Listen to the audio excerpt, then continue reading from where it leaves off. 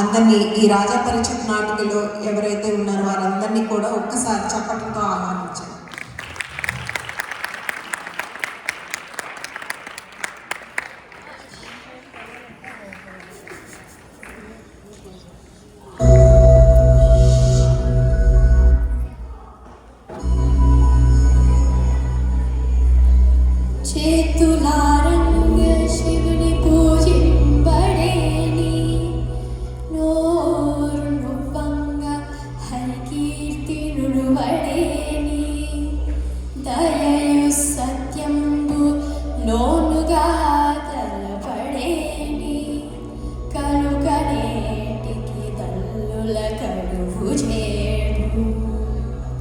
నా పూర్వజన్మ సహస్ర సంచిత తపఫలమున ఆ శ్రీమన్నారాయణుని పుణ్యకథలను వ్రాయవలని కుతూహలంగా ఉన్నది.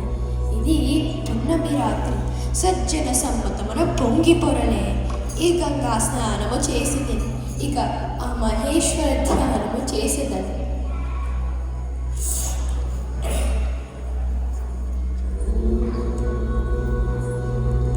ఆహా, సాక్షాత్తు ఆ శ్రీరామచంద్రుడు నా కన్నుగా కనిపించుచుండెను కదా.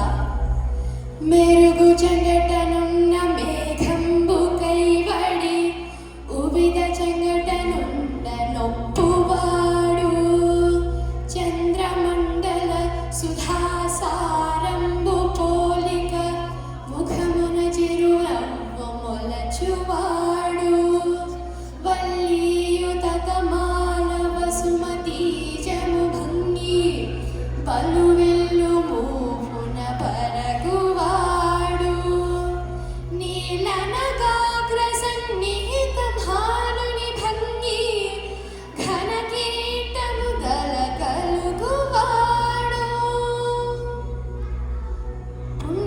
పుండరీకయుగము బోలు కన్నులవాడు వెరదయురము వాడు విపుల భద్రమూర్తి వాడు రాజముఖ్యుడు కరుడు నా కన్నుగవకు నెదురగానబడి.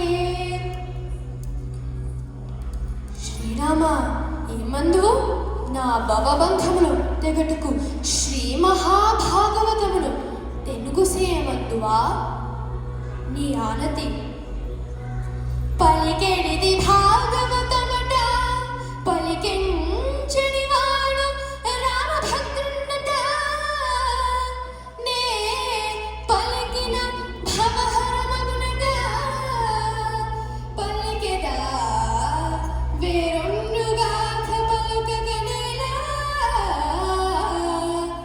భాగవతము తెలిసి పలుకుట చిత్రము చూలికైన తమ్మి చూలికైనా వివిధ జనుల వలన విన్నంత కన్నంత తెలియవచ్చినంత తేట పరుతూ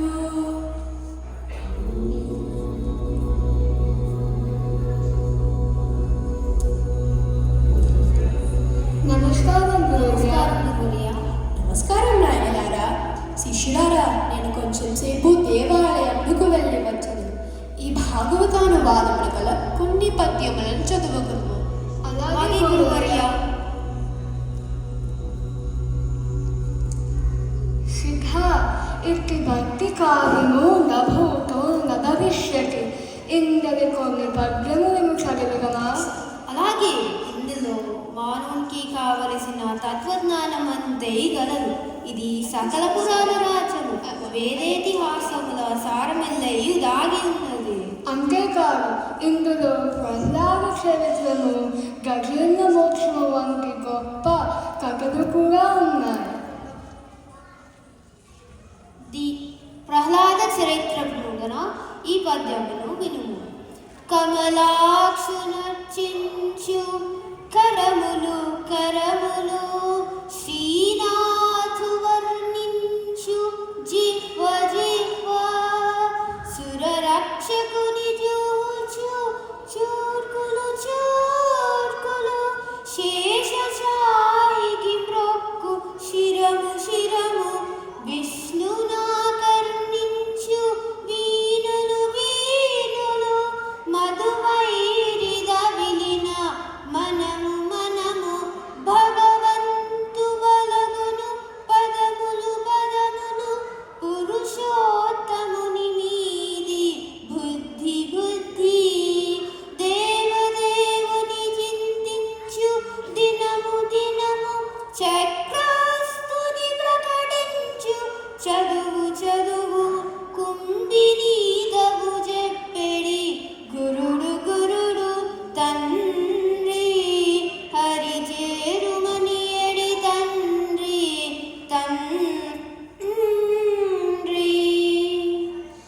వీరుగలరందు లేరని సందేహము వలదు.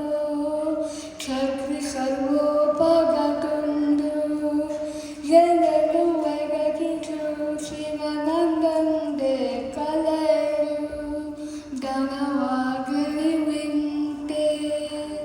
గజేంద్ర మోక్షమున ఏనుగుకు మొసలికి జరిగే పోరాటమును వినుము. కరి దిగుచు మకరి సరసికి కరిదరికిని మకరి దిగుచు గర కరి బెరయన్ కరికి మకరి మకరికి గరి భరమనుచు నతలకు తల భటుల రుదుపడన్. వామన చరిత్ర నుండి ఈ మధురమైన పద్యమును చూడము.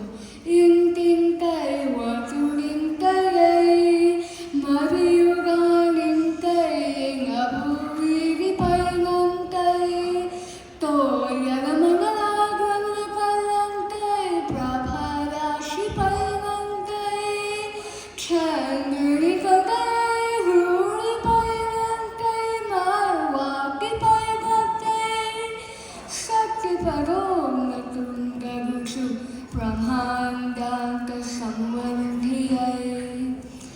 ఈ భాగవతాన్ని గురువు గారు ఆ శ్రీరామచంద్రునికి అంకితమిచ్చారు తెలుసా? మరి నారదులు వ్యాస భగవానికి చెప్పిన రహస్యాలన్నీ దీనిలో ఉన్నాయి. అంతటి మహాగ్రంథాన్ని, అంతటి పవిత్ర గ్రంథాన్ని మనుజేశ్వరాదములకు ఇవ్వజాలని గురువుగారు చెప్పారు. ఆహా, ఏమిటి గంగన? భగవంతుని 9 రకాలైన భక్తి మార్గములలో కొలవచ్చునట. ఏమిటా 9? ప్రహ్లాదుని తండ్రి గారైన హిరణ్యకశిపునకు ఇట్లు చెప్పెను. తను హృద్భాషల సత్యమున్ శ్రవణముందా సత్వమున్ వందనార్చనము సేవయుమాత్మలో నెరుకయున్ సంకీర్తనల చింతనం హరుని 9 భక్తి మార్గములా సర్వాత్మున్ హరినమ్మి సజ్జనుడైయుండుట భాగ్యమంచి కలుగు సత్యంబుడైత్యోత్తమా. ఎంత జ్ఞానోదయముల పద్యము! మరి ఇందాక భగవంతుని పూజించే చేతులే చేతులు అని పొగిడారు కదా గురువుగారు. అవును, ఈ పద్యంలో భగవంతుని పూజించినటువంటి చెయ్యి అది చెయ్యి కాదు, చెట్టు కొమ్మతో చేసిన తెడ్డు అంటారు. ఏది వినిపించు. దీనిని ప్రహ్లాదుని చే పలికించారు పోతన గారు. కంజాక్షులకు గాని కాయంబు కాయమే పవన గుంపిత చర్మ భస్త్రిగాక వైకుంఠు బొగడని వక్త్రంబు వక్త్రమే ఢమ ఢమ ధ్వనితోడి ఢక్కగాక హరి పూజనమునేని హస్తంబు హస్తమే తరుశాక నిర్మిత ధర్మిగాక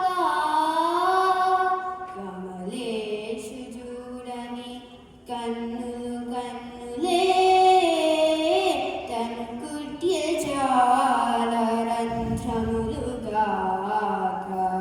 చక్రి చింతలేని జన్మంబు జన్మమే తరల సలిల దురంబుగాక విష్ణు భక్తి లేని విబుధుండు విబుధుడే పాదయుగము తోడి పశువుగాక.